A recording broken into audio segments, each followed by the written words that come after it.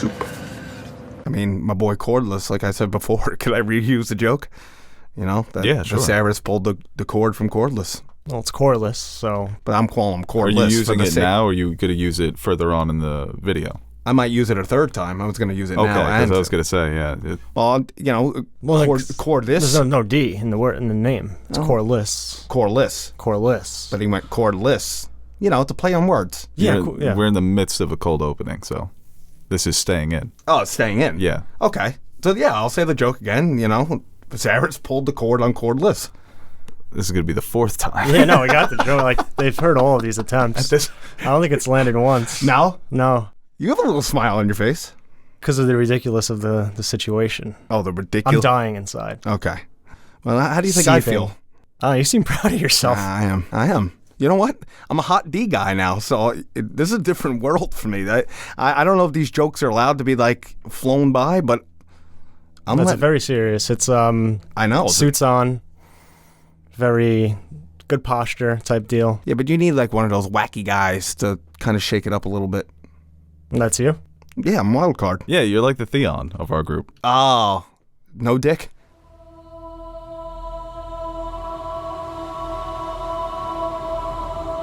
What is this brief mortal life, if not the pursuit of legacy? Hello, everybody, and welcome back to another episode of the Nerd Soup podcast. No, it's just Nerd Soup. I'm joined here today with Aaron, the Nerd Soup Monkey, and Nash, and we are here to talk about House of the Dragon, Episode 2, The Rogue Prince. We released our first review earlier in the week, but now we're getting into our spoiler discussion more in depth. We'll probably go for an hour plus. No fan questions today. Didn't ask. I don't know why. I guess I just forgot. I guess we'll do our job exclusively today, and we'll try and cover everything. Yeah, but they don't need to ask questions. Right. Episode 1, you get some questions. Episode 2, I feel like it's too early in the season. You know, Yeah. Things are unfolding, and we'll let them unfold. But I want to let everybody know that you can listen to this podcast not only on YouTube, but on Apple Podcasts, Spotify, Google Podcasts, Amazon Music, all of the places where you find your podcasts. And follow us on social media at Nerd Soup, Beau Soup, Nerd Soup Monkey, Anthony JQ Nash. Find us on all platforms. We are there. Oh, man. Last tweet I had about Hot D is it was cooking a little bit. How many retweets? Close to 50. And that's a lot for me. You know, that's not bad. That's not bad. I could take that. That was a funny tweet. It's a classic, obviously. Oh, yeah. Yeah. And I thought it was very fitting, you know? It's definitely... I said... Do we have a problem? Yeah, I've noticed, like, one of the bigger things with House of the Dragon... besides the show is just the social media aspect of it. It kind of reminds me of like those later seasons of Game of Thrones where the memes are coming out, the discussions there. So, I mean, I think that really relates to why we see that uptick in viewership for week 2. It almost, if you didn't watch week 1 and you see the reaction online, I think that's going to maybe convince you to be like, all right, let me check this out and see what's going on here. So that's fun. Definitely the conversation around it. It definitely has that. It's definitely lasting all week, which I think I think that's just a great thing for the show. Yeah, and it's funny you say that because I didn't watch episode 2 Sunday night. I watched it Monday morning. But just seeing everybody on social media just putting stuff out just that night, I tried to stay away from it, but it's all over the place. You know? Yeah. You can't escape it, especially with our followers. And by the way, they're doing a great job on commenting on the YouTube videos. They're doing a fantastic job. Keep it up. Follow me. Yeah, I need to apologize because I complained that Vhagar was the last trace of old Valyria, but Vhagar was hatched on Dragonstone. So I'm a fucking idiot. Wow. How dare you? That's the best thing about coming back to talking about Game of Thrones. It's like, even though like we've read the books, spent countless hours on Wikipedia, like there's just so much information there. It's impossible to be right on everything every time, and there's always someone who knows more. It's fun, though. It's like, okay, you know, you take the notes and you move on. Yeah, it is very fun. But it's like, yeah, you need to, like, even when I'm, like, reviewing last episode, trying to think of their name or, like, what position they hold, I'm like, fuck, if I don't get this right. I gotta quit. It's a lot of pressure. I gotta resign. Yeah, no, you gotta resign in disgrace. It's tough because most of the fan base is, well, in my case, I would say about 87% of the fan base is smarter than me by far. No, it's a very knowledgeable fan base. Yeah. I think there's a lot of casual fans, too, who are in the same boat as a lot of us, where it's like, some things you miss or you kind of just didn't really put two and two together. And there's others that are connecting every fucking dot. Right. And that I even see it. I'm like, holy shit, I forgot all about that. So And they're a great fan base with the comments, like I said. you just want followers. On YouTube? No, on your account because you're like, Follow me. look, Yeah, what a I great follow the fan boys. base, commenting, follow me on Twitter. Don't expose me, okay? The most prestigious award for fantasy is called the Hugo. So when George R. R. Martin came out with his third book, he was up against J.K. Rowling, Goblet of Fire. Goblet of Fire won. And George R. R. Martin made a comment, you know what, J.K. Rowling, you may have my award, but you'll never have readers like these. Basically saying your readers are idiots. Wow. Yeah, and it always sticks in my mind when I think about how smart the Game of Thrones fandom actually is, you know? Yeah, and now going on... And how dumb Harry Potter fans are. Just kidding. Well, that and... I mean, I grew up on Potter. Right. Grew up in Yeah. a Potter house, so... That's the boy. I heard your mom didn't talk to Scarface. you for, a month when you took down your Gryffindor tapestry in place of a Stark tapestry? Well, no, she was actually happy because she's a Slytherin. Ah, okay. All right, well, let's get into this episode, The Rogue Prince. I think we commented that it wasn't as well, my mom described it as less nasty than the first episode. And I think that's a pretty good description. It's not as violent. What a show, by the way, and what a world that an episode could be considered less nasty when you had a 12-year-old being courted to marry. Right. Right, yeah, And yeah. she A gets grown passed man. for a 14-year-old. And also, but less nasty, the opening scenes is crabs just picking at human scars, you know? That's the first thing because every time I see that comment that they want it to be less gory and less like a straight up crab is just eating the inside of a human's wounds and he's still alive. When he was It's digging, disgusting. when he was digging into the foot, I'm like, he's still alive, he's still alive, he's still alive. And then he moves. I'm like, ugh. It's just disgusting. But it looked pretty. Those like, Those sequences looked they were really well shot and Yeah. brought to life. but Well, anything on brutal. a beach Yeah, is yeah. beautiful. you Yeah, know? that is true. But I love the masks, the whole getup of those characters, the way they moved. They felt like ghosts, you know? It was definitely like when you think pirates, you think Yeah, ghost pirates.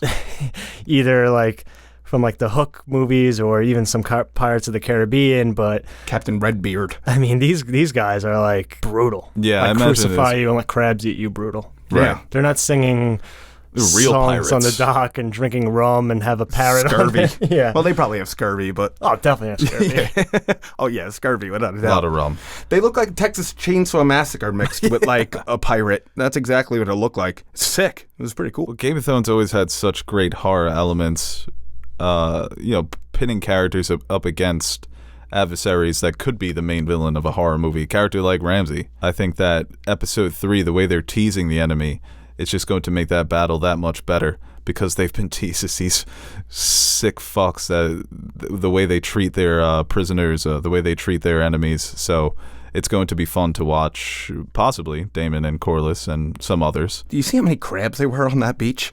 I mean, it was almost insane. Well, that's why it's I think with Corlys, so there was a lot with Corlys in this episode trying to get his daughter married to the king. But he's got a reputation from the books as the sea snake. He's known as the best navigator in the Seven Kingdoms, obviously a warrior. And I think with Daemon, the same thing. They've teased his dragon twice now. They have obviously shown him as a unpredictable type personality. But with Corlys, I think a lot of it has been hidden. So I'm excited for him to take center stage in episode 3. Not to jump ahead, but I am. And maybe become a fan favorite. Because I think for a lot of people with Corlys and Rhaenys, they don't know how to really gauge them just yet. Yeah. You know? I think a lot of these characters have been hard to read, which is a great thing. I think most of the fan base I've seen is really anti-Hightower. And Yeah, that's really pro-Rhaenyra. starting to develop. And a lot of pro-Daemon. And I think he's done some things to like separate himself from like a Joffrey or a Ramsay, where I talked about it a little bit on the other review that he's not he's not complete evil, where he does have some soft spots, even for his brother, even if it's just a remark about, keeping Corlys in check. Like, I can talk about my brother that way, you can't, pretty much. And the way he has respect for Rhaenyra. Like, there's something to him more than just stirring the pot just to stir the pot. Not to mention that he also fell in love with a quote-unquote prostitute, basically, finding a soft spot. It's very Dornish of him. Oberyn, obviously, with his... Well, she was just a bastard, but the Targaryens are more open-minded. I got a kick out of it when he was like, well, we're bringing back the old ways. So I'm going to take 2 wives. Just like Aegon the Conqueror. Because the first Targaryen king had 2 sister wives. Sister wives. Yes. And they were badass warriors. But And not like to be confused with like the show Sister Wives, where they're not related. They're just both married to the same person, like a polygamous relationship. Like his actual sisters. No, yeah, they're straight Oh up. no, that's what I thought when I'm thinking. Yeah. Because the first things that come to mind when it, Game of Thrones is incest. That's been a funny meme too. Is the incest when it's the Lannisters? Get it out of my face. When it's Targaryens, hell yeah. Let it Let ride. them fuck. Right. You see like tweets, it's like the way Damon looks at Rhaenyra. Well, Jesus Christ. Don't ship this. I know. But yeah, they were really going to lower down the I think sexuality. It really has to do with Millie Alcock's real age, that people just don't care. She's supposed to be portraying a child, but yeah, A lot of layers, but what'd you say? I said a lot of layers to a lot of this, and like we started with before, like a lot of layers to these characters. But yeah, Corlys is one that I think is very interesting because it's hard to kind of, like you said, gauge what it is he ultimately wants.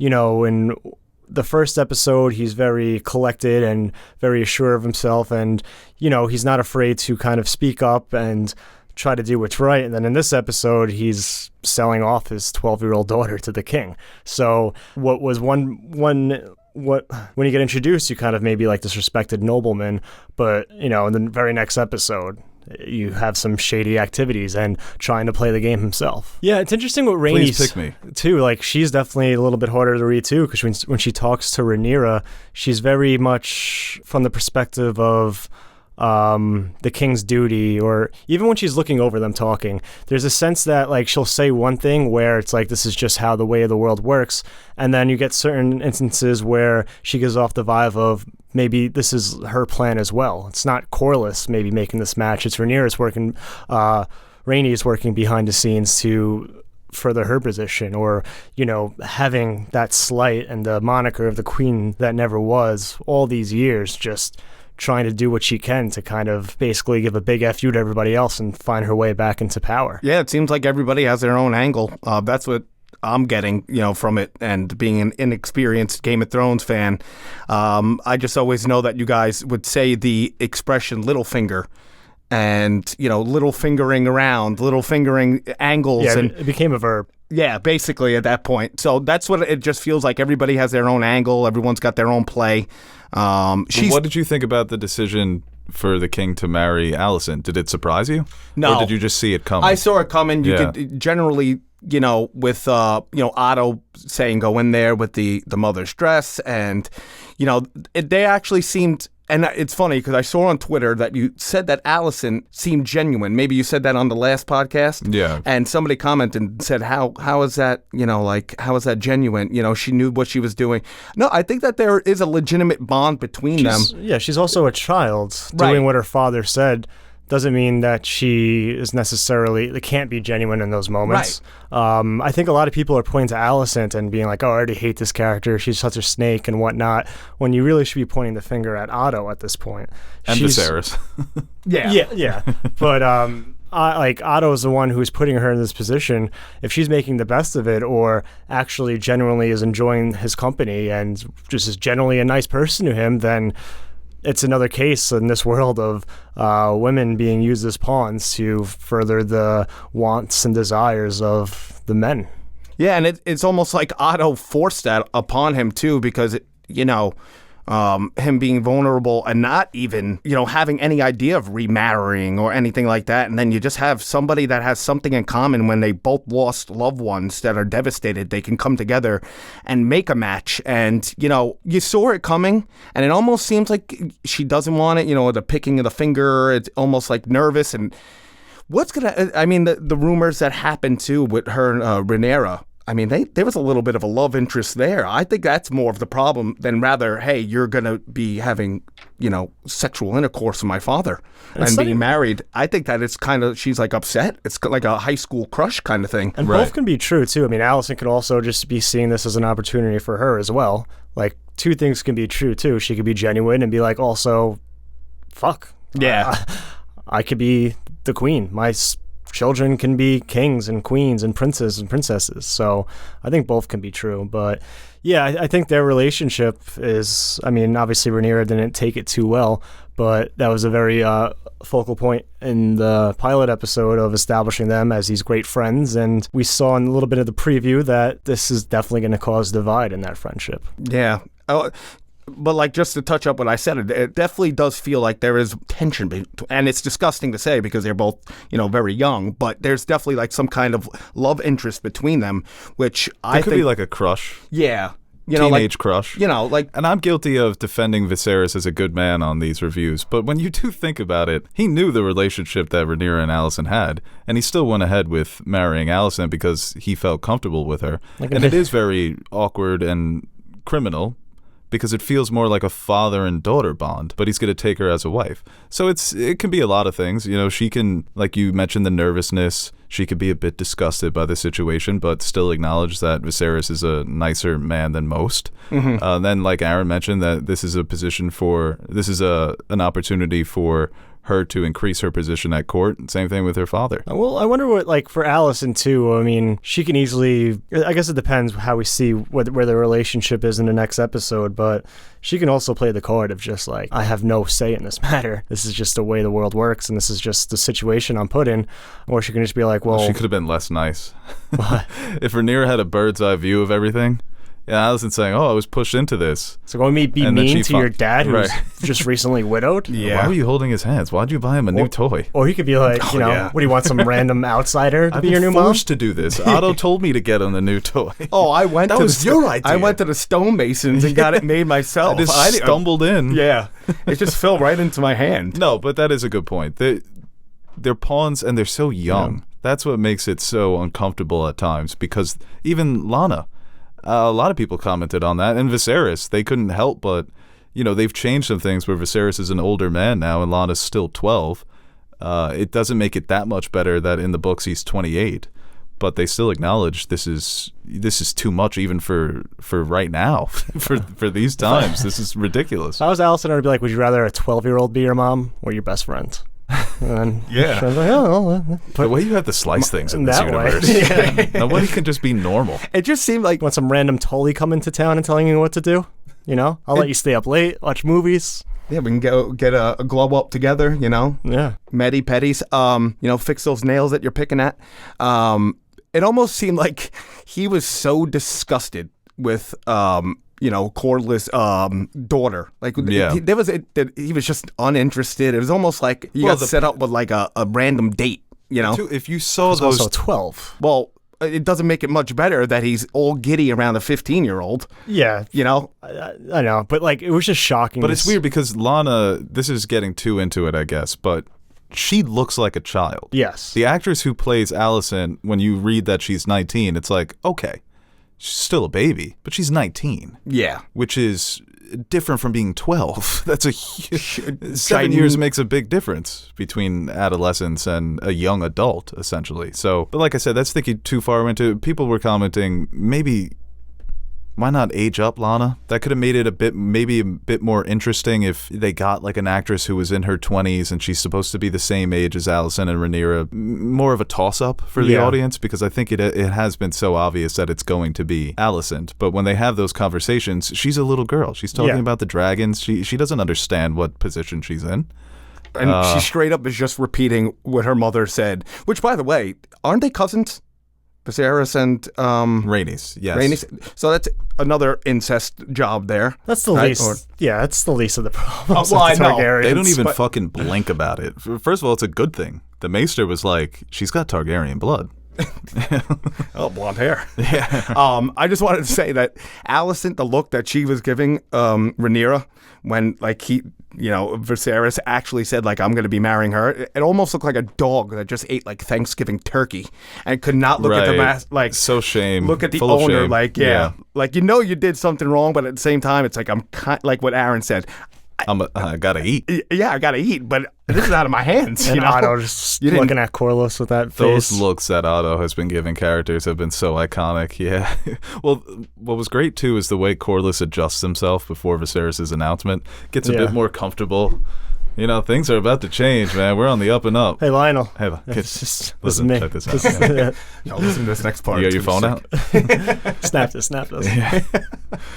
And the things just don't go his way. So, Yeah, and it was so funny too, because the next scene when he's just sitting Would there. you say this is an outrage or something? I don't know. His reaction to it's like, this is. I saw a meme. It's like, this is an outrage that you won't marry my 12-year-old daughter. Yeah, and he stomps. well, he even the takes way his- he's overlooking them when they start their walk, Mm-hmm. just devious eyes. Yeah, he takes his ball and definitely goes home. But like, I had no idea that he was gonna bring in Damon in that next scene, and I thought he was just like maybe venting to like just someone random. I'm like, this motherfucker Viserys has this guy in therapy right now because he won't shaboing his 12-year-old daughter.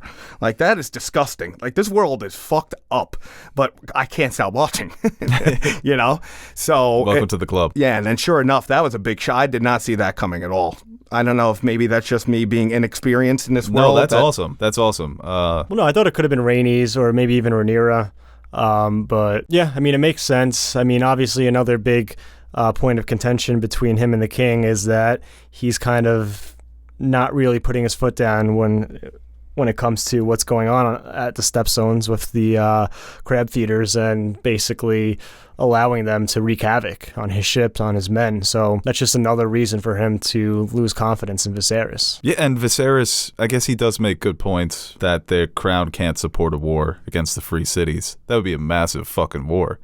But Rhaenyra makes a point. You have dragons, so just a quick flyover. Don't even have to Right? breathe any fire. Right. Maybe like singe the hair tips. Yeah, but you crisp them up a bit.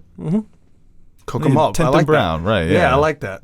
Give Don't them a let nice us tan. come back for the full s'more, but we're letting you guys know what the deal is.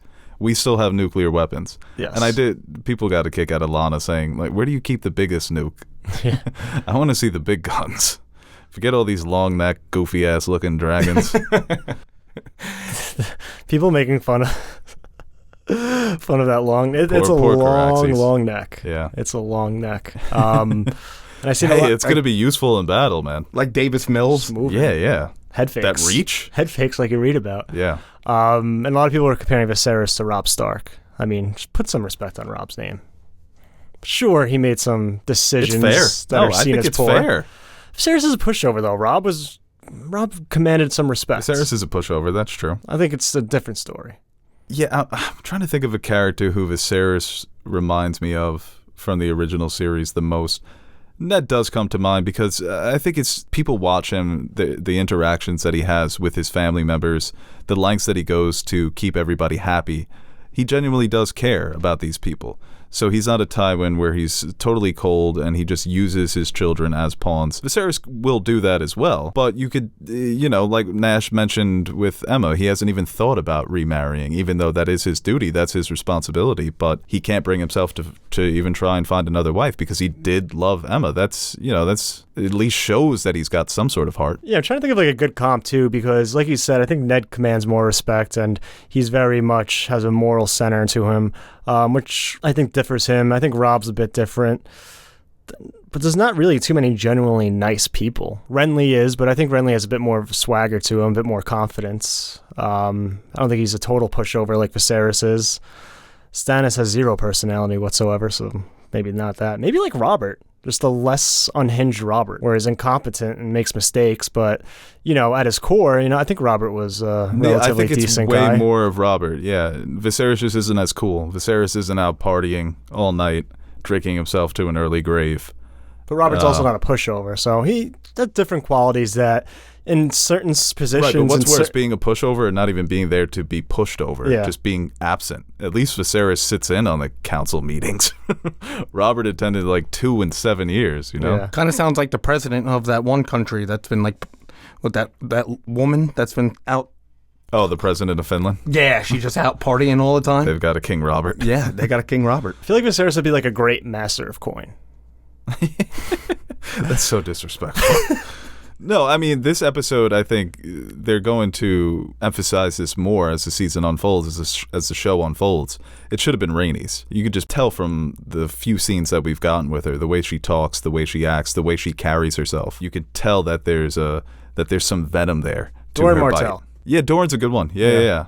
Well, they dumbed him down. They made him more like Viserys than he actually is. He gives off the impression of a pushover. He's not really supposed to be one. Oh, yeah, and then he ends up obviously, actually being one.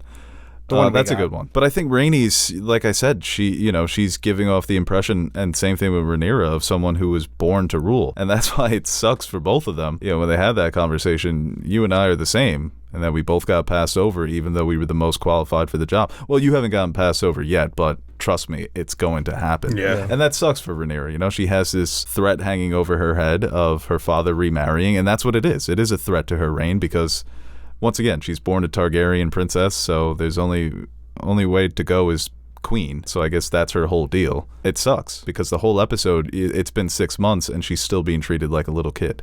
And so for Rhaenys to remind her of that, I was impressed by Rhaenyra's composure in that scene, though. She doesn't get the best of her that easily, even though she is young and doesn't have the same experience that Rhaenys has. She's able to hold her own in that scene. Well, she's So it's interesting. very confident this episode. That interaction with Rhaenys, like you said, when she's picking the new member of the Kingsguard, she's not swayed by Otto, or basically her comeback was, would you want anyone without combat experience protecting my father? And then when she handles herself and prevents bloodshed at Dragonstone, she's proved herself and shown herself to be very capable and not a pushover like her father. Yeah, and she's good at talking to Daemon. She knows what Daemon wants. There's obviously more to that relationship than meets the eye. There's a true respect there. There's a camaraderie there, that it's not just we're Targaryens, we're in positions of power, so we have to get along. They truly do enjoy each other's company. So I think for Daemon, it was about just reuniting with family for a bit. He's been gone for 6 months. I think he does truly care about him. With the remark to Corlys,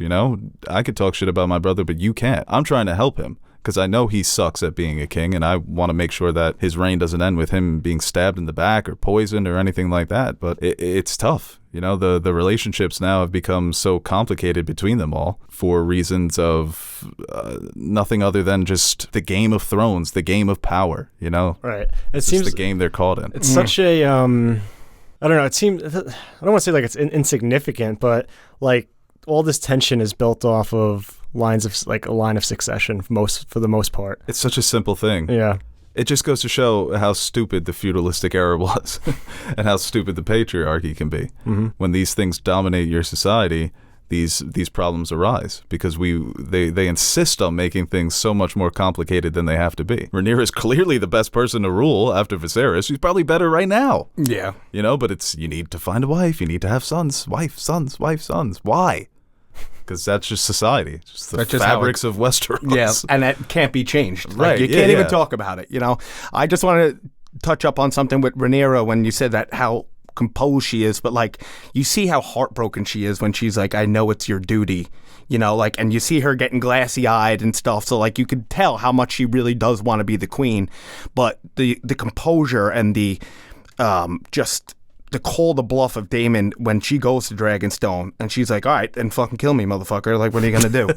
Right? And not only does he backs down, he gives the dragon egg right up to her, but he kind of like checked that. When you like lose a game in basketball or something, you just check like, he threw it a little bit too hard. That was you get a technical throw. If you throw the ball to the ref like that. Yeah, right. That was kind of like a, you know what, I'm done with this game kind of throw. Fuck you. Yeah. Well, I've always got the impression that Rhaenyra and Viserys were a bit closer than we see. And obviously there's still a lot of time with these characters, but, they have that disconnect, especially after her mother passes, where they haven't really talked about it or really discussed it. And I think they had a really nice moment when they had that conversation where, she went to Dragonstone, he's upset, worried about his daughter, but then they moved to more important things in terms of their relationship. And then in the very next scene, that's kind of all thrown away. So absolutely pulls the rug from right under her. You think that could have been written better? Their relationship? No, the moment of him revealing he's going to marry Alicent. You think he respects her enough to have a conversation with her? Or if it's one of those awkward conversations that not even he could have, even though he does love Rhaenyra and respects her. Right. It was but like he knows what he's going to do, and you can't stop me because I'm the fucking king. Right. I think there's a lot of him. There's a lot of that quality to Viserys. Even though he's so bad at his job, but he still does it with confidence. It's like he reminds himself, it's like, wait, I'm the king. Yeah. I can do whatever the fuck I want. Yeah. But even like it wasn't like a last second change of heart too. Like he brought Allison in, like she was there. So it wasn't just like the last second. It's like, you know what? I can't do this. I'm gonna marry Allison. He set the whole thing up. Yeah, Rhaenyra probably should have known. Something was up. Yeah, the only thing that I think she kind of like I like the way they put that together because I touched upon it a little bit. Like when she walks in and sees Allison, she's like, "Oh, what's up, girlfriend? What's up? What are you doing here? This is fun. Oh, I guess was it bring your child to work day?" I was looking for an intern. Before he announces her name, she kind of puts it together. Before he says Allison, she's kind of like, "Okay." Yeah, well, he gives it away. He looks at her when he says he's going to take a new wife. Yeah, and then she's like, "Well, that was she's a really good young actress because the look that she gives Allison is so funny. The way that it turns from just content with the situation and then all of the life just leaves her face. And Allison's face is great too. She's super nervous. Like, I'm sorry. I wish I could have told you before, but yeah, the thing I want to talk about, if it could have been written better, was he does say to Allison, "Hey, listen, let's just keep this between me and you." That okay? is true. That is true. I think that plays a major part into it of just keeping this a secret and almost being afraid to tell his daughter that, hey, like your best friend is about to, or maybe your lover. He knew that those two were just very tight, which that awkward. It just how do you go about telling your daughter that? You know what's fucked up though is I mentioned this, that their relationship feels more like father and daughter. It's almost like he's confiding in Allison the stuff that he won't with Rhaenyra because he feels responsible for Emma's death. So they've had this separation, this coldness for the last 6 months, and he's developed this new sort of relationship that's very similar to the one he had with Rhaenyra with this other girl, and thinks this is my best option for a wife because we get on so well. It's really fucked when you think about it. Yeah, it's like the friend that's always around your house. Like, yeah. It's like American Beauty. And Kevin Spacey, he doesn't even do it at the end, and that's Kevin Spacey. So Sarah's, and you got some explaining. She says during the funeral scene, "I hope that one day made my father happy, where he had a male heir, because he's putting my mother through this, and it eventually leads to her death, just so he can have a male heir. Once again, I'm not good enough." So it's Viserys creating that separation between them, and then forming this relationship with her best friend. Guy's a fucking creep, really. Yeah. Even though he is a good guy. He's doing a lot of messy things, making a lot of bad decisions, not only politically, but personally. Yeah, it's funny that you say that because it does line up. It's been 6 months since they really talked, and then they sat down and kind of like, bury the hatchet. They got, everything out of the way, and then he's like, well, I guess now I'm comfortable to, get with your friend. Oh, glad we're back on the same page. Yeah. Whew, Allison's been looking great. It's fucked up, man. It's really fucked up. And like the jokes that have been going around about like, oh, can't look at the 12-year-old, but the 15-year-old's looking hot. I still can't get over that. That's just, and it's just like we're all watching. It's like, this show is awesome. All right, guys, before we get to the second half of this review, I want to give a quick shout out to our sponsor for today's episode, Smile Brilliant.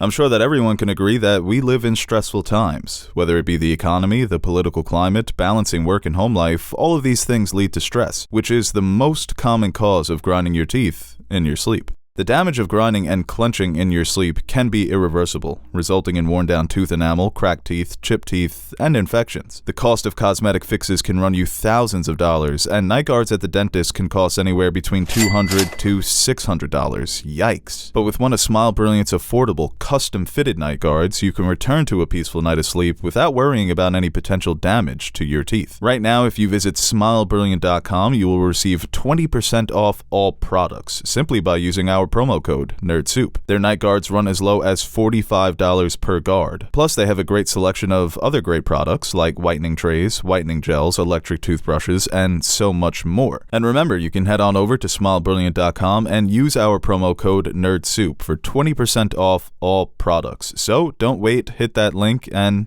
take care of your teeth. So it's so important. So important. There is actually a comparison I wanted to bring up too with what Aaron said, how Viserys sometimes forgets. He's just almost like, oh, I'm the king. That like famous story about Tiger Woods with Derek Jeter and Michael Jordan, and he goes, hey, how do I, approach these girls? Like, how do I? They're like, dude, you're fucking Tiger Woods. Just go up to them and talk to them. They're gonna want to talk to you. Yeah, but that didn't end so well for Tiger Woods. Well, it looks like we've already ruined what's going to happen here with Viserys, I guess. The media is going to blow it totally out of proportion. Right, because that's what happened with Tiger. Yeah, and Rhaenyra's going to hit him over the head with some kind of dragon egg. Yeah. Imagine Rhaenyra wasn't looking when Daemon threw that egg back. What the hell? I handled that back of the head. She's bleeding. The way she walked away was so gangster from that moment. Yeah. She gave that look to Otto, like, call me if you need me. Little boy. Yeah. I was getting See you in 6 months as you sail your ship.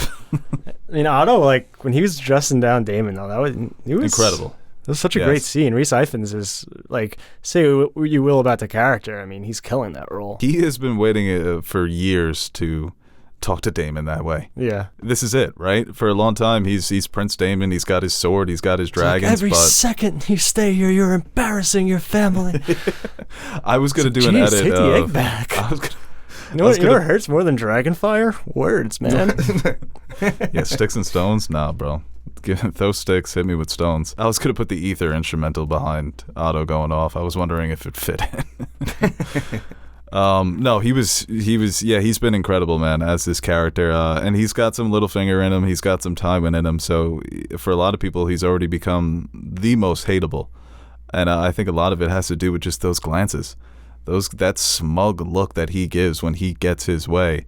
It makes for great TV, though, these characters, when they are so morally questionable and they win. They become victorious. So it pisses off the audience and it builds up that animosity we have towards them. So maybe when they do fall and stumble, it makes it that much better. The standoff scene was the biggest standout of the episode, right? Yeah, it was like going back and forth, like the tweet that I had. It's just, all right, you want to pull out your swords, and that's the night that knocked me off the horse, and the words that are going back, and then the swords are up, and then they bring out the dragons, Daemon's side, and then Rhaenyra pulls up, and it's like, yo, what the fuck you gonna do? All right, come on, you want this to really end badly? I mean, well, she knows he's not there to bang like that. Yeah. We're not Goofy. Yeah, this is just a nice little standoff. Yeah, but she evens up the odds, right? So just in case, it's good insurance to have with the dragon there. But this is, moments during that scene, it's going to make me more pissed off about the way people would react to dragons in Game of Thrones. People who had never seen a dragon in their entire life would see Drogon and shrug their shoulders. Oh, that's just a dragon. I'll get on his back and we'll fly away. There are dragons all over the kingdom, but when Daemon's dragon shows up, Kristen Cole is shitting his pants, And it's portrayed as a normal part of society, but still, when you're face to face with it, when it's right fucking there, I want to see that visceral fear on these characters' faces. So that's one of the small details that I appreciate. And they've done a really good job with all the small details of this world so far. Yeah, when they're heading back to King's Landing, he's definitely like, why did I join the King's Guard again? It's like, can't have sex, can't marry, have no children. I got to deal with shit like that. And this family squabble that has dragons. A family squabble, yeah. I'd rather just go fight in Dorne. It's safer than here. That's just what makes it so intimidating, too, is it's Daemon's dragon. So that is probably just as of a loose cannon than he is. It's just like, so you're like, whoa, you take a step back. Is that dragon going to fucking kill me? Or? I like the idea that, like, dragons kind of take on the personalities of their riders. It's kind of like a pet. Like, they fit together. They start to look alike. Next episode, Daemon's neck is just everyone just says Daemon. He has Davis Mills. I'm telling you, Matt Smith has such an interesting face, and his dragon is an interesting dragon. Yeah, right. And Syrax has this sort of hero quality to her. The way that she emerges from the clouds, it was like a hero coming to save the day. Oh, what a shot! Golden color. Yeah, I do have to be like that. The movie nerd or the show nerd with the cinematography of that. That scene was beautiful. I know that when Stu watches this, he's going to love those moments. Even the cloud, like going through the clouds, it looked very majestic. Like I said, the ocean almost. But even before that, I think Dragonstone, when they're along the walkway and, it looks beautiful in season 7 and 8. But here with the fog and like, it wasn't too bright. It was just like this almost like dawn setting. I think it looked so much better. Yeah. Yeah. And that walk has to be ridiculous with the stairs. I mean, dude, that is imagine just having that little standoff and then you have to walk back. It's like, did you see that dragon? you know, saw like, that out yeah, like, what do you talk about on the way back? Right. You know, Just turn around and walk another 2 hours. I actually saw something on Twitter too that like somebody like made like player cards of like the dragons. And Oh, it's that's like, cool. Yeah, like kind of like Rampage or like War of the Monsters. And I was like, oh, maybe this will be an easier way for me to learn the dragons a little bit here. Well, You know? you see from the preview for next episode that Viserys does have a son with Alicent, and he's got the blonde hair. So, you know, that, you know, when you're born a Targaryen, you get a dragon egg. So more dragons are definitely on the way. At least one. I love the idea of him too being like, not only am I going to have a son that's going to put your succession in question, but I'm also going to name him Aegon. like a Balon, like you can outmaneuver that, but you put a Aegon on it. Yeah, an The heiress. name recognition alone, it's like, oh, we want that guy. Right. We want that baby. You know what, Dad? You just name him after yourself. Viserys the third. Oh no, he's first. Viserys, right? I think he is. Yeah, because Daenerys' brother is the second. Yeah. Yeah, I mean, Well, that's funny too. Is that Rhaenyra Is and he the Daenerys second? both had to deal with assholes named Viserys. Yeah. So they've got that in common. Yeah, and I think the parallels people have been drawing between the two have been great so far. They seem like they would just be in lockstep together if they existed in the same world or at the same time. yeah, I was reading that what is she, the great grandmother of Daenerys? Yeah, that's Is that or three Daenerys greats, is part of or- that line. Right. Yeah, Because I was the reading Rhaenyra up on that. line. I'm like, oh shit! Wow, look at that. But that doesn't. So is seem- John. Okay. Yeah, part of the same line there. Oh, all right. So yeah. Oh yeah, that's right. Because John's dad is Daenerys' brother. Yeah. Yeah, I actually did know that. I wouldn't have been able to tell you that, but you I telling me believe that- you. Yeah, I believe you. I really. You're giving off a very because it was like- believable face. It was right like now. incest, basically, right? Yeah, With them. yeah. So yes, okay. Yeah, I knew that something was going on with them, but something funky. I know we touched up on this before, but like, I guess we should have saw this coming too with Alicent and Viserys. Viserys. I'm mixing names. Sorry. The playing with the heartstrings with the stonemason piece that that she accidentally broke. It's kind of like symbolizing, like, hey, I'm here to fix your heart here a little bit. Yeah, that's a good pull. Good job. Not bad, right? I like that. Yeah, it's, I'm some like, good symbolism in this yeah, episode. like that's what I like. Here you go. Like, I got you something, and she knew how important it was to him. Yeah, That's how definitely. I saw it. No, he's it's obviously arguably his lowest point in his life, having lost another child Well, it's and like- having lost the love of his life. So it's a power vacuum in a sense. Well, sometimes like the simple Power vacuum. gestures are the most effective. She's not like trying to win him over with these grand type of gestures. It's just something, oh, you broke something, I replaced it for you. Yeah, it goes to your point about sincerity. Mhm. It goes a long way. It doesn't, she doesn't come off as someone who's doing this because her father pushed her into it. I think Viserys has been caught completely off guard. He has no idea that Otto is behind this. That's the impression I take away. He thought that this nice young girl is interested in the stupid shit that interests me.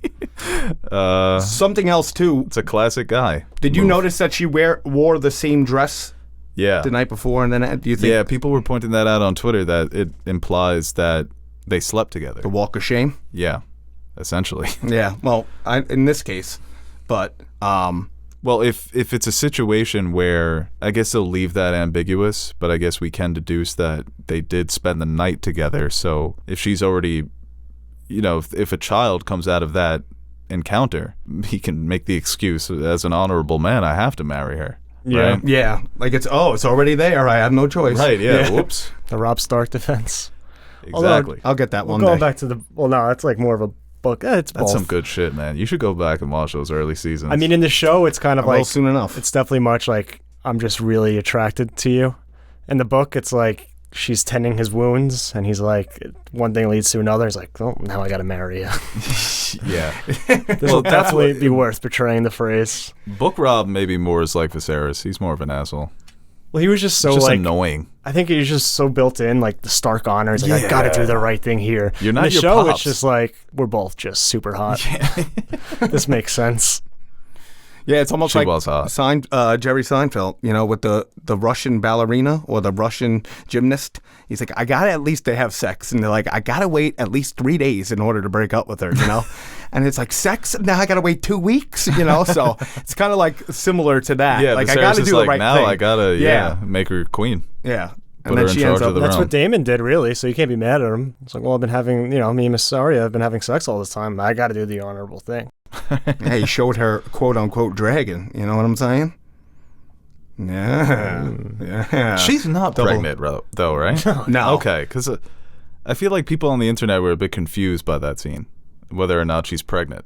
It was confusing because Yeah. obviously you got the news and he fabricated this whole story, but then caught her off guard. So I think it was just more of I guess just stirring the pot, stealing that egg, and just giving it up so easily. Well, kind of easily. Like, obviously he wasn't going to... I think that's what he wanted to do. Yeah, yeah. They haven't seen each other in a while. She made a good argument. Yeah. He was happy with it. So I don't think it was Fade away. anything more than him just being just a nuisance or just kind of reminding everybody that he's here.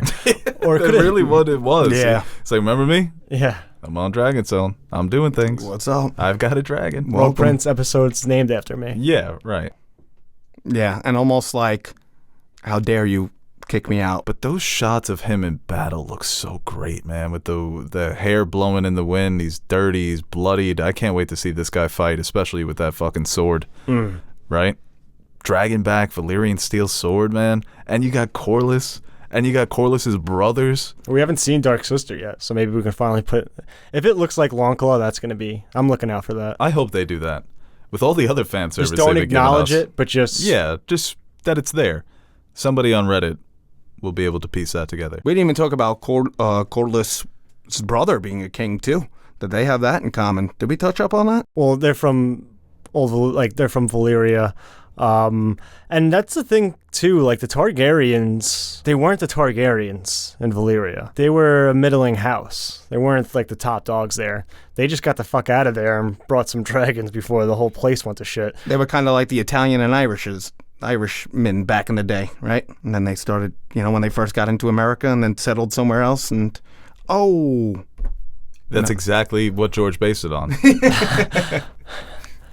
Sure. No, I think they're supposed to be Romans, actually. okay. We could use I think the that. doom of Valeria is supposed to symbolize the fall of the Roman Empire, which is Yeah. interesting. Well, the Italian like, and Irish people They were. just got out in time and were able to establish Classic and rulers of the Roman Empire. we're the only ones that can bring that magic along with them. Caesar. And they're like, oh, well, we can just take over Westeros. They're going to think we're gods. Meanwhile, back home, Yeah. they were just like, ugh, Targaryens. Right, that's what's cool about the backstory there. They were, like Aaron said, they were a lower house. They come over to Westeros. They're kings.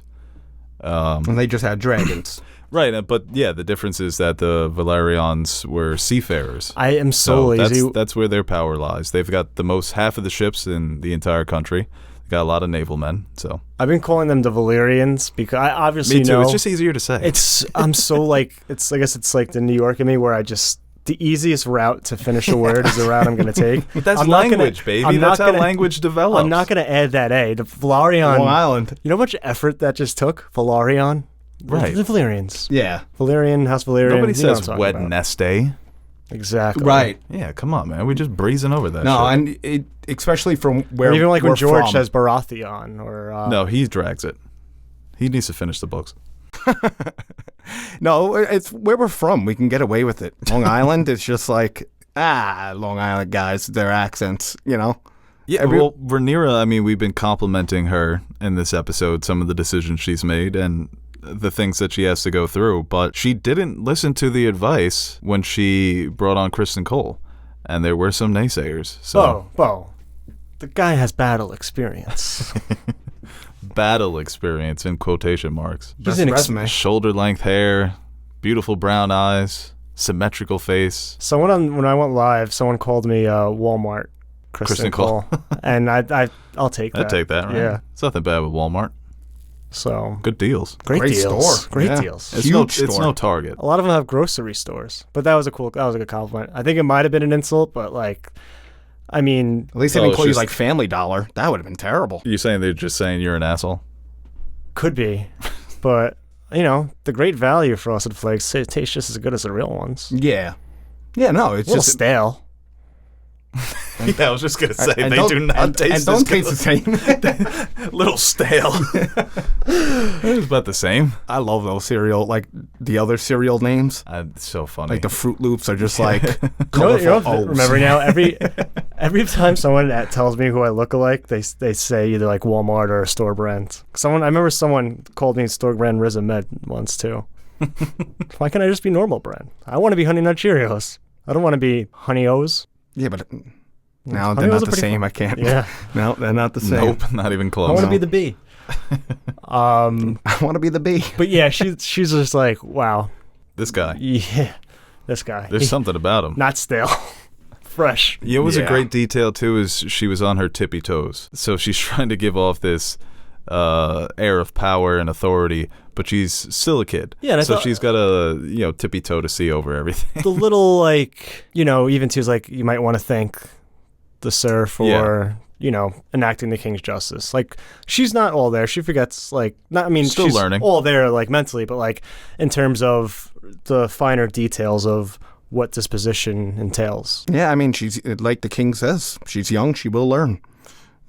As she probably she'll be the one calling the shots. Well, those scenes are just as emotionally draining as a battle sequence where somebody dies, or some of the moments in the first episode is when you think two characters are going to get together after having this rough patch, start to see eye to eye, and then one of the characters completely dismisses the other one by the end of the conversation. It looked like Rhaenyra wanted to cry because she realizes, even though we're having this sit down and things are nice, he still doesn't see me as the heir. He still doesn't respect me as somebody who's on this same level. And was the dinner scene before or after she goes to Dragonstone? It was before, right? Yeah, so I mean, obviously what she does at Dragonstone, he is impressed, but he still makes the decision to go ahead with Alicent. Did remind me That when it was his duty, so. when he told Alicent like he'd rather face Balerion than deal with the 15-year-old girls sometimes. That's like the one, like when Ned kind of said the same thing about Sansa. And that made me sad when Sansa didn't like like the his doll. gift. Yeah, that always makes me mad. Yeah, that's another great moment of something that's more emotionally devastating than a fight. Somebody dying is a teenage daughter being mean to her well-meaning father. Yeah. That's really fucked up. yeah, but that's just life. No, it is life. You But know, Ned like- really thought he did something there. It's like, you see this doll? It's the same maker who makes Princess Marcellus. Princess Marcellus dolls. I haven't played with dolls since I was 8, Dad. She spits on him? Yeah. Oh my god, Sansa's a mean girl. Wow. Typical white kid cursing out her parents. Fuck you, Dad. Fuck you, I asshole. wanted a PlayStation. Wipe my ass with the hand of the king. Is this an Android? Everyone's got iPhones. Green bubbles. I'm gonna be the biggest loser in school. Slam the door. of the group chat, Dad. He does say toys a great way in that scene. What'd you say? Ned says toys a great way in that scene in his accent. Princess Marcellus toys. Toys. Toys. Toys. You know what line has been stuck in my head from this show? I consider the matter urgent. That of your succession. I don't know why. It just keeps playing in my mind. Game of Thrones had a lot of those great lines, too, that just always stuck with you. It was the way they delivered them. It's so ridiculous out of context. We talked about- Consider the matter urgent. Sonoya Mizuno. It's fiction. Who I think you is have a great, problem. is a great actor, but we talked about like her delivery and her accent. I think she says "I" or something.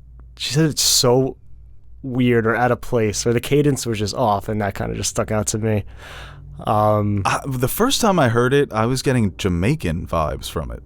That's why I'm not even, if the attempt was an East Asian accent, I don't think it was a good attempt at a bad English accent, if you get what I'm saying. Yeah. So if English is your second language, it's expected that it can be a bit broken.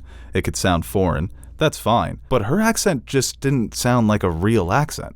Yeah, I mean, It didn't. There's nothing I could trace it to. I made the point. It's just like she has no idea where she's from, so like there's nothing to really base her accent like in that world off of, and even the direction. Our world. Yeah, and even the direction. It's like, well, you don't speak the common tongue. We don't really know where you're from, and we kind of just have to make up some type of accent for you. It's hard enough to act with an accent that doesn't exist pretty much is even tougher, I would imagine. Right, and the actress herself has a British accent, and she's got a great speaking voice. So that's why I think it was a strange decision, where you could still keep her origins as mysterious and from Essos. She is a foreigner. But they had characters like that in Game of Thrones that... Yeah, what is, like, Melisandre's accent? Like... Yeah, it's supposed to be, where's the actress from? I think she's Danish or something like that, so she sounds a little Danish. Yeah, but it's... And she could have just been, she sounds a little English. Right, it's very much a mix. Right. There's just certain words you can't get with an accent, sometimes. Like when you try and do an accent, and you can only do the catchphrase, like shrimp on the barbie, I can't go outside of that catchphrase of doing Australian accent. Yeah, so especially and when it's fake, it's going to be all over the place. Yeah, right. That's a problem that a lot of African viewers watching Black Panther were so confused by the accents because it's all supposed to be one kingdom. But they were saying, this person's got a Ugandan accent, this person's got a Nigerian accent, this person sounds like they're from the north, the south. It's all over the place. For us, it doesn't matter. That's why I feel like people... Because it's just vaguely African. Yeah. That's why I feel like people are being too hard on Harry Styles. He's hitting so many different accents. You know how hard that is to do? I don't know what's going on with him. Yeah. He's got some identity issues. He doesn't know who he is. Well, the scene with Massaria, it's an important scene because it's the first time we're really introduced to who she is. So she gives us this backstory, and she tells her motivations for being with Damon. It's not about power. It's about security. I don't want to be sold. I don't want to be abused anymore. I want somewhere that I can call home because I don't know where the fuck I even originate from. It's so cute that that's her angle. So you see how everyone's got angles, who wants to be heir, who wants to make sure that their land is protected, the seas are protected. And she's just like, I just want to be safe. Yeah, I'm so scared, It's very cute, but at the same time, again, everyone's got their own angles. Everyone's got their own plays, no matter what it is. So, and that speaks so much to her experiences without them ever having to show them that that's her only goal is security. What has this person gone through where they've gotten to this point in their life where that's the only thing that truly matters to them? It's not about family. It's not about having a child. It's just about staying alive. It speaks to the brutality of the world. But I am so excited for this Battle of the Stepstones, man. That's going to be some good-ass television. And these first two episodes, they haven't used the dragons in that way. I hope but the fact that it's going to be this quick is awesome. Well, there is going to be a time jump, so maybe if this conflict is lasting long, I want to see a clever way for these pirates to kind of combat not only the massive air force they have, but the power at sea that comes with the Lord of Tides. So I wonder if I just want to see some creative warfare between these two, if that's the time jump happens right in the beginning. Because you have to, if the time jump happens and then the battle occurs, then there has to be some kind of creative way to be like, why is it taking this long to kind of defeat this threat? Maybe Viserys actually does go about trying to negotiate and keep things calm. Yeah, unless they just waited a little bit, but... Yeah, I think just the vibe they give off is so goddamn creepy. It almost reminds me of remember the cult in The Last of Us? Yeah. They're just so weird. I think about that introduction to that cult all the time. Yeah. In the middle of the forest, you get that one arrow. You hear the whistles. They speak through crab, with their hands. They make them and claws. The bubbles. Yeah. Speaking of, I hope that the dragons just absolutely Dr. Zoidberg comes out. Or the crab people from South Park. Crab people. No, I hope the dragons just straight up turn them into California rolls. Like a nice Connie salad. How funny would it be crabs. if the battle is just the dragons, all you see is the fire just engulf this area, and then it just cuts to Corlys and Daemon just eating crab. With the bibs on. Yeah. And just having themselves a little feast. Yeah. Huge Red Lobster promo. Cajun crab. Yeah, I saw that one video, again, going off topic. Joe's Crab Shack. Long John Silver somehow. I want some seafood. Yeah, crab sounds great right now. But there's a video circulating around. Give me some crab rangoons right now. Oh, rangoons. The crabs that steal the baby turtles when they hatch. Oh, yeah, I saw that. Yeah, saw that video.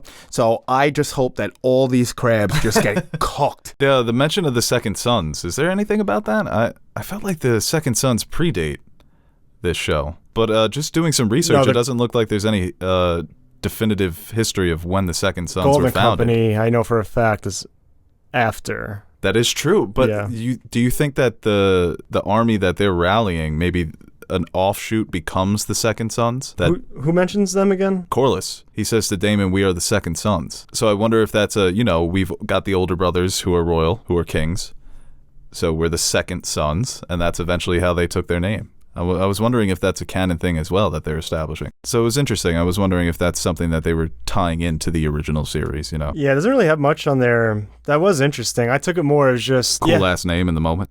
Well, just them being literally the Second Sons. Right, yeah. But yeah, it doesn't really say too much about when they were. They were founded before the Golden Company, because the Golden Company was from Aegor. Describe this in NBA terms. Yes, please. Yeah. It's an interesting phrasing, I guess. Well, Nash, what did you think about bringing back the old Game of Thrones theme for the intro? Loved it. Yeah? Yeah, you gotta love it. Like Aaron says, if it ain't broke, don't fix it. I mean, it still bangs. I'm not even a Game of Thrones guy, and it still gets me kind of jazzed up a bit. It's 3-0. 3 points. Are you going off of my points I made in the previous review, or I have to make new points? You gotta make those again now. Okay.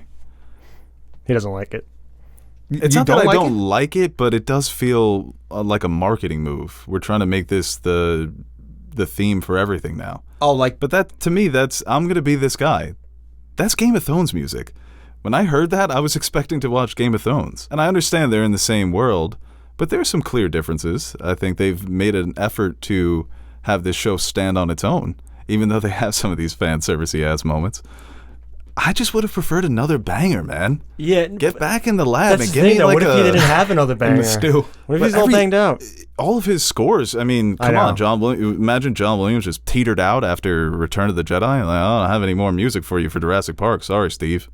Well, he did come back with. Imagine if they opened Duel of Jurassic Fates. Park with dun, dun, dun, dun.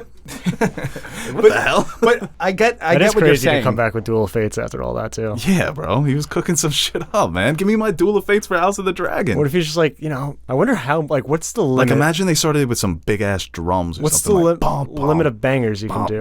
Bum. Because he has bangers cooking all over. something up. Westworld, you're going to compose the next score? Not a bad start though. Yeah, right. You like that? was like, I'm oh. incorporating the original, but a bit more aggressive. I think it was a little, not, obviously it was. Don't try and say But it they was a changed. little- They added some spice to it, Yeah. some seasoning. Like a remix. What they put in this, bro?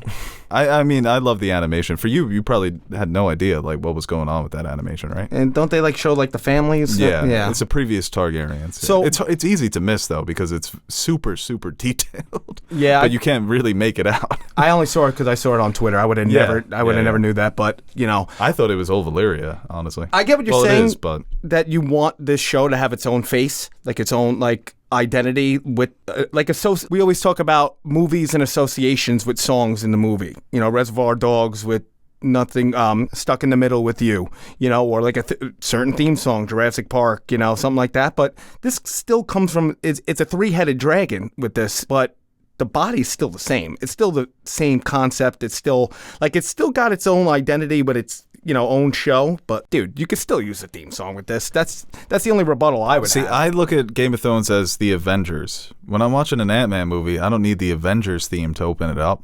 But if it's the Avengers and Ant-Man's in there, sure, use the Avengers theme. Yeah, but you still have the Targaryen. You still got the same families. Yeah, but to me, it just bothers me if I hear it out in public. It's that's the Game of Thrones and the House of the Dragon theme.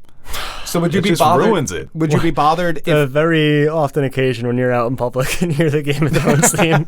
You know what? That's a good point. Yeah, I concede. I'm never out in public. That's never gonna happen. No, I'm just saying. So would you be bothered? Let's say not even in the theme song as Game of Thrones, but let's say incorporated in some scenes. Maybe they do it. All right, but let's say if That I'd be totally fine with that. Okay. Yes. So if they use a derivative of Daenerys' themes, or somehow we end up north and you hear that Winterfell theme, that's fine Yeah. for me. You just don't like it fine as a with that. theme. I get what you're saying. It's not such a big deal. I'm going to get over it. It's just something to talk about because it's it was anticipation. What's going to be the new theme Does get you song? What's going to be going, the though. animation? It does get the people going. I was thrown off by it. I was totally stunned. Well, I saw on Twitter Wow. beforehand, and I didn't want to tell you because I wanted you to They released it early, experience, right? Yeah. But it I was totally shocked. you had a good meme though. Yeah, it did well. Mm-hmm. Did well on the old main Twitter. Well, I give him the password for the main Twitter account, and he's like, tweet out this meme. And I'm like, bro, I just gave you the digits. I feel weird using that because It's got two voices. or if I make a tweet and retweet it from the main account, like I feel like that's just I don't like that. No, that's abusing the power. I would rather you do it. Maybe if it's a tweet that's really gaining steam, Yeah, I don't. I still throw don't. yourself the assist. That's I've the done it a few Obama times. medal. Yeah, and I find it weird. You just overthink the game, man. I'm promoting myself, man. Nerd Soup is its own thing, and I'm my own thing. I can't retweet my own, and you can't retweet your own. You have to rely on the other one to retweet it from the main Right, it account. has to come from the other side. Then if I comment on the thing that I tweeted, it's just too much for me. I would say Teddy could be the decider, but he never uses Twitter. And I would never give you the main password. I accept that. Who gets credit for I'm that? not fighting that. Yeah, no. Because you No, made not at the all. joke on a previous podcast, but then I said make the meme. It's a joint effort. Yeah, I like that. You know, it's Matt Damon, Ben Affleck. They both wrote the script. But that's the thing is like, But but the thing like you say that you retweet yourself or they don't know who's behind it. It might be Aaron retweeting you or Teddy might have it. And look, Marissa, where So did definitely Marissa come from? Oh my God, she has it too. I definitely see a scenario in the future where I use a main account to set up a joke that I want to say on my account. And I just think it's too much. Oh, that would be way too far. I know. I would report you to Elon, whoever owns Twitter. Well, is there anything else you guys want to mention about this episode? It's such a good setup. This is going to be looked back on as one of the great setup episodes because I think these setups are almost a little better than the traditional Game of Thrones setups, where I loved it because it was just, I can watch them just talk in a room all day, some of these characters. But here, like, big things are happening. It's moving a little bit faster, a little bit quicker pace. Yeah, I think it's been paced very well. And just thinking about some of the things that they have in store, I'm confident that this is going to be a big hit. And I've shot myself in the foot before by saying, how could the Game of Thrones showrunners mess up the final seasons? It's just all there. It's all set up for them. They just have to bring it on home. And they didn't. You know what pissed me off today? But here, it's just the shit they're setting up, man. When you get into season 2 and season 3, it's going to be blowing people's minds every fucking week, you know? Well, I was thinking that today, actually, just dragons and how everyone has their dragon. Rhaenyra has her dragon, Daemon has his. And I was thinking about Daenerys, like, having 3 dragons. But she would only ride 1, really. So, like, did the other dragons get jealous? Then I was just thinking about, like, oh, yeah, like the dragon's fate and everything. Obviously, the Night King killing one, and then I'm like, oh, what happened to the other one again? I'm like, oh, fucking Euron Greyjoy. I swear, I was just thinking about that the other day. The fact that Drogon doesn't go and avenge his brother immediately. Your brother just got fucking shot right in front of you. But more from me being upset about, like, Viserion and, like, Rhaegal, like, not getting enough love. And just giving Rhaegal to Jon. It's like, here you go. The other one just gets the fucking Night King as a zombie. Yeah, but if they did get jealous, Drogon would just beat them up. It's also funny, like, Viserion is just like, yeah, we'll kill him. It's like, we'll save Rhaegal for Jon. That's all right. Well, it will make sense. Imagine owning a dragon in today's economy. But I was thinking about gas prices. Everyone should have a dragon. Yeah, like feeding that thing? It didn't piss me off. Or it doesn't piss me off now that, like, oh, Daenerys wasn't thinking about the Iron Fleet. It pisses me off that fucking Euron Greyjoy was the one that killed the dragon. That pisses me off more. I just want to get back to the dragons. Like, how much do you have to feed them? That's crazy. Well, so far we've only gotten 2. So there's 8 left that are adult-sized. I'm not really trying to be funny here at all. Like, do they really give you, like, in some kind of Game of Thrones episode or, like, I don't know, the books, is there, like, a diet for, like, the dragons?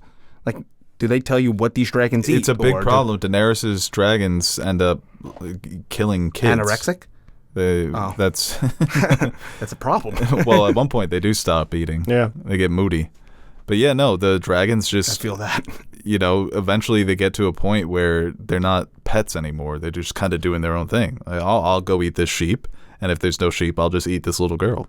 And Daenerys is horrified by it, so she locks 2 of them up. But Drogon, that boy just does his own thing. Oh, wow. There's like a whole season 5. Drogon's just not even in it. He's just off Flying. wherever. And then he comes back for one episode. He's just like, what's up? Yo. and then dips again. Yeah. Hop on. How about that? No, before that. Remember when he comes and meets her at the top of Marine? Oh, yeah. And she's just like, Drogon? He's like, yeah. Dropping off the child take- support and just leaves. Yeah, dropping off his laundry. Then he saves the Going back to day, and college. then he eats so much that he takes such a nap that he wakes up and is like, where's Mom at? If you guess what time of day it is. He fucking sucks, man. It's the Dothraki horde. He's an Did asshole. he- yeah. Season 5 Drogon is a fucking dick. All right, well, let's wrap it up there, right? Yeah, I would say so. House of the Dragon spoiler discussion for episode 2, The Rogue Prince. When Drogon shows up in the Jon Snow sequel. It's definitely going to happen. Drogon's going to show up in this somehow. They're going to find a way to shoehorn him in. They're going to find a way to shoehorn him in. But I'm excited to talk about next week's episode. It should be an explosive, iconic, fun episode to review twice. Yo, you because know we've what been we're- doing these 2 a weeks. Sorry, you know what we're definitely going to get? Maybe not definitely, but A White Walker? if this was Star Wars, begging. we would get this. We're like, we found 3 eggs left. Yes. No, we're definitely going to get like, oh, look at these. It's going to be Illyrio's ancestor or some shit. It's like, let's shift these across to the Pentos. Yeah, we need- to keep them safe. Right. It's just some bullshit like that, without a doubt. Yeah. I think we might get something like that. I'll agree with you. I don't know what you're talking about, but Yeah, Nash agrees, so there you go. there you go. Could be a thing that happens. But That's it. we're excited to keep talking about this, so thank you guys out there for listening. Make sure you like, share, subscribe, Comment, do all that stuff. comment. Yeah, make Follow sure your comments social up. media. I'm thirsty for the follows. Buy some Smile Brilliant products. You know, they've been nice enough to sponsor us, so Oh, just real your quick. nasty ass teeth. How You did need a he- night guard? Yeah, Okay, really? You grind? sure. I don't. Always grinding. Yeah, I knew that was coming. How was it live? I was good. Talking to some. You were incapacitated, right? You couldn't make Oh it? Jesus! That you want to talk about not giving me the account? I couldn't even show my face on Instagram Live. That would have been fun. I had a good time. People were asking some good questions. It's always like you don't really know how well it's going because if you just go by the like how many people are viewing, it's kind Right. of like oh no. But like at the end, it gives you a rundown. It's like a few hundred people were stopping in and asking questions and talking. So If you guys need a star, definitely you let fun. me know. yeah, we'll see. No, I'm gonna be incapacitated again. So I'm off on Mondays. Game Leave of me alone. Thrones Sundays, baby. All right, guys. We'll see you next week. See ya. Peace. Damn, we were making some good points in that video. Hey guys, Aaron the Nerd Suit Monkey here. Before we end this video, I want to give a quick shout out to our Patreon supporters. What can I say about you guys that I haven't already said about myself? You are the most important part of the channel and the main reason we keep going strong. Like Beau says, you keep the lights on in the fridge so the fridge is full.